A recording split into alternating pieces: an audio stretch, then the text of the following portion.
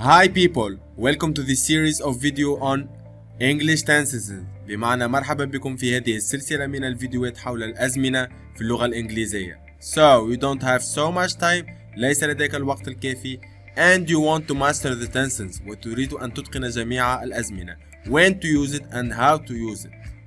So follow us and we will practice together. إذا تابعنا من خلال هذه السلسلة وسنتمرن مع بعضنا. إذا today you will learn present continuous الحاضر المستمر. So people, let's start our lesson. لنبدأ درسنا. الحاضر المستمر يمكن أن ندعوه باللغة الإنجليزية present continuous or present progressive. التسميتين صحيحتين ولا تحاول المقارنة بين اللغة الإنجليزية ولغتك الأم because لأن present continuous ليس موجودا في كل اللغات. So follow us وتابعنا إلى آخر الفيديو وستتقن استعمال الحاضر المستمر. So the main question بمعنى السؤال الرئيسي what's the difference؟ ما هو الفرق بين ال present continuous وال simple present؟ كما رأينا في الفيديو السابق the simple present المضارع البسيط نستعمله للتحدث عن شيء permanent شيء دائم general. أما ال present continuous نستعمله للحديث على شيء now temporary شيء وقتي يحدث الآن فقط. لنأخذ هذا المثال I smoke cigarettes بمعنى أنا أدخن السجائر. It's routine هذه عادة أقوم بها. So I have to use the simple present إذن أستعمل الحاضر البسيط. الآن لننظر إلى هذه الجملة لنرى الفرق بين simple and the continuous. I am smoking a cigarette now أنا أدخن سيجارة الآن. إذن أستعمل ال present continuous لأنه شيء يحدث الآن now. So when to use it؟ بمعنى متى نستعمل the present continuous. The first situation is now بمعنى عندما نتحدث على شيء يقع في الآونة التي نتحدث فيها يقع الآن. لنأخذ هذا المثال I'm sleeping now بمعنى أنا نائم الآن أنا نائم في الوقت الحالي. إذن this action is happening now. الوضعية الثانية temporary بمعنى وقتي عندما نتحدث عن حدث أو شيء ما وقتي. لنأخذ هذا المثال We are staying at a hotel بمعنى نحن الآن نمكث في فندق. Normally we are living in our house في العادة نحن نعيش في منزلنا لكن في هذه الحالة الاستثنائية الآن نحن نمكث في فندق. So that's what temporary is. So we can use it also to talk about trend. يمكن استعماله للتحدث عن trend. ما هو trend؟ is something that is changing وهو شيء يتغير. لنأخذ هذا المثال The prices of cars are increasing بمعنى ثمن السيارات هو في تصاعد. This is something is changing هذا شيء يتغير. So we use the present continuous. Now we'll show you some common mistakes. الآن سنريك بعض الأخطاء الشائعة. When not to use it بمعنى متى لا يجب استخدام الحاضر المستمر. So something permanent شيء أو وضع دائم. إذن لا يجب في هذه الحالة استخدام the present continuous. هذا خاطئ. لنأخذ مثال I am living in England. This is where I live. بمعنى أنا أسكن في إنجلترا. هذا المكان الذي أعيش فيه هو شيء دائم مستقر. So it's false to use the present continuous. خاطئ استعمال الحاضر المستمر. I live in England in simple present. That is true. إذن لنأخذ مثالا آخر I am working at Bosch company بمعنى أنا أعمل في شركة البوش. This is my job. It's permanent. هذا وضع دائم لأنه وظيفتي. So لا يجب استعمال الحاضر المستمر يجب استعمال the simple present. I work at Bosch company. That is true. So there is two kinds of verbs in English. هناك نوعان من الأفعال في اللغة الإنجليزية. Action verbs وهي أفعال الحركة and stative verbs وهي أفعال التي تعبر عن state تعبر عن وضع. يمكن أن تكون وضع ذهني أو يكون إحساس. إذن لا يمكن استعمال ال present continuous مع stative verbs أبدا. لنأخذ هذا المثال I am understanding English. That's false. هذا خاطئ. Understand بمعنى يفهم. It's not an action verb. So we have to use the present simple. So I understand English. That's true. هذا صحيح. لنأخذ مثالا آخر We are liking this show.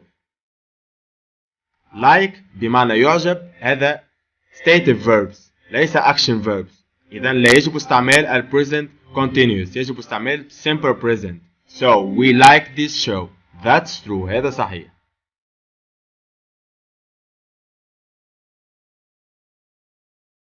Now we'll show you how to use it. بمعنى الآن سنريك كيف تستعمل الحاضر المستمر. إذا تحتاج إلى ال verb to be conjugated in present، مصرفا في وقت الحاضر البسيط.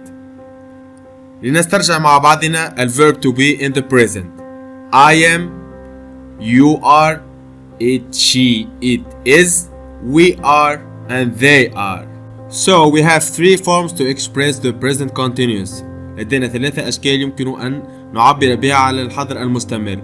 positive وهي الجمل الإيجابية، negative الجمل المنفية and question وهي الأسئلة. So لنبدأ مع ال positive forms. الجمل الإيجابية تركيبة الجملة سوف تكون subject وهو الفاعل plus verb to be plus the verb plus ing. لنأخذ مثال. verb to work الفعل يعمل. I am working، you are working، we are working، they are working، it، he، she is working. So الآن سنمر إلى negative forms وهي الجمل المنفية. التركيبة الجديدة ستكون كتركيبة الجمل الإيجابية ونضيف not subject plus to be plus not plus verb plus ing. لنأخذ هذا المثال كالعادة الفعل هو to work. I am not working، you are not working، he is not working. إذا نضيف النوت قبل الفعل. والآن أخيرا the question وهي الأسئلة. لنأخذ المثال كالعادة مع الverb to work الفعل يعمل. إذا ستكون صيغة السؤال سيأتي الفعل to be أولا am، من بعد يأتي subject والفعل I، من بعده الفعل الذي نريد تصريفه في ال present continuous plus ing.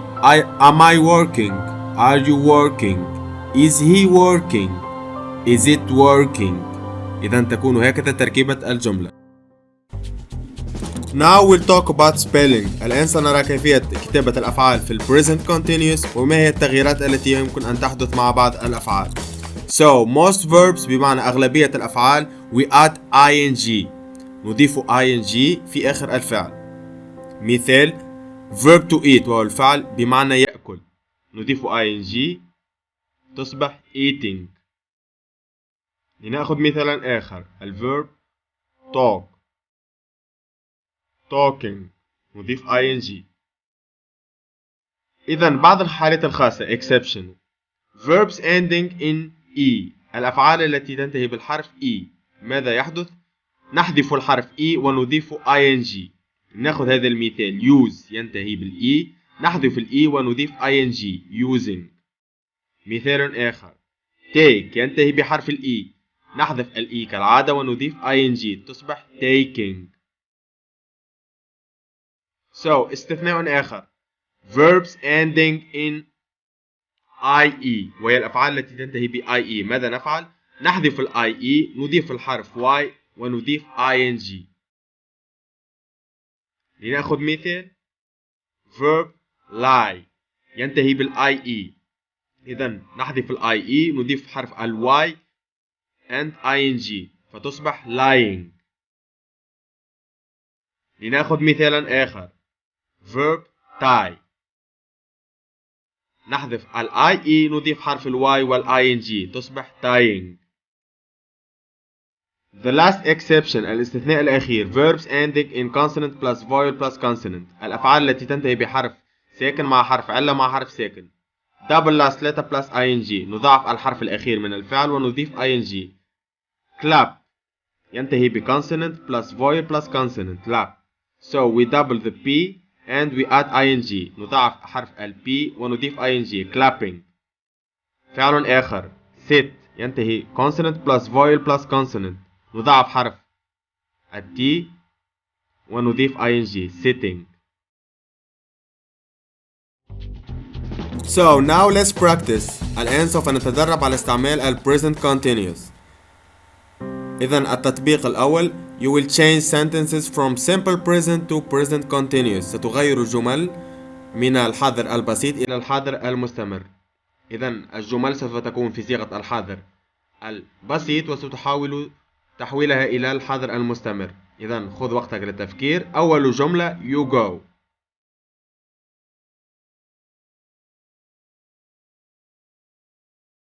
إذا ستصبح you are going. إذا نضيف الverb to be في البريزنت ونضيف ing إلى الفعل go. You are going.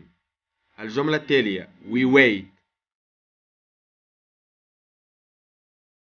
We are waiting. نضيف الverb to be are ونضيف ing للwait. We are waiting. الجملة التالية they walk. تصبح they are walking. الverb to be plus ing. So now I will give you some sentences in the present continuous and we'll change it into questions.